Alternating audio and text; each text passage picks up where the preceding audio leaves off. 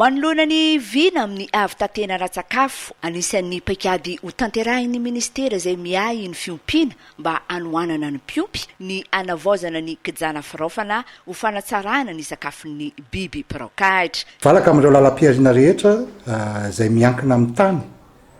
dia anisan'ny aran'ny fiovaovan'ny toetrandro izay hita tena mavesatra eto amin'ny firenena amin'izao fotoana izao ny lalam-piariana ronono satria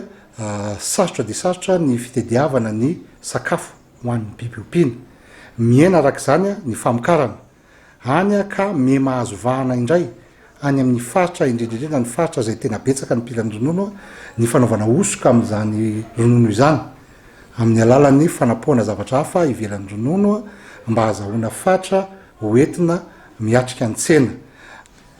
Ankoatran'izay olana amin'ny resaka famokarana izay ekena tokoa fa tena sahirana ny mpamokatra amin'ny famokarana ronono betsaka sy tsara kalitao ho an'ny ireo mpanodina, ireo orinasa mpanodina. Mety ho loza tanteraka ho an'ny famokarana ronono eto Madagasikara ny fidirana be loatra ny vovo-dronono eto Madagasikara satria tsy mandritry ny fotoana izay mety sahirana ny famokarana ronono eto Madagasikara dia mazava ho azy mety hifandanja ihany ny vidiny ireny vokatra ireny. Fa rehefa tonga ny fotoana satria tsy maintsy ho faty ho azy ny famokarana eto an-toerana rehefa tena manjaka loatra ny fanafarana avy any ivelany. Dia izay no angatahanay fiaraha-miasa amintsika mpiara-mibonantoka rehetra, itsika tompona andrikampanjakana rehetra mba hijery ny paikady miaraka hanampiana ny mpamokatra malagasy mba hahafahany miatrika an'izany famokarana mampiakatra izany famokazany vokatra vokariny izany. Tiana nefa no milaza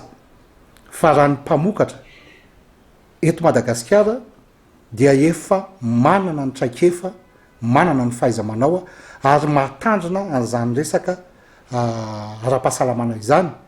afaka tsara mifaninana amin'ny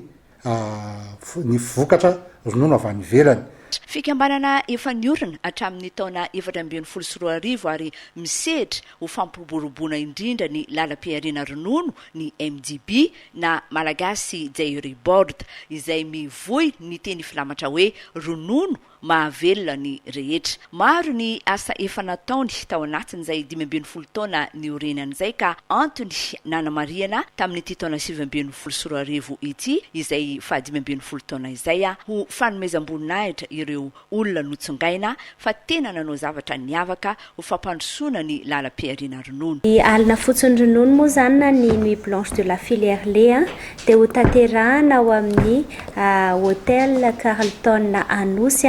ny Somafa enina volana Desambra 2014 manomboka amin'ny 7 ora izay anasana antsika rehetrarehetra mpiatsehatra ato amin'ny lalam-piariana ronono sy ireo rehetra izay liana amin'izany lalam-piariana ronono izany ary hiaraka amin'ny fianakaviam-beny MDB.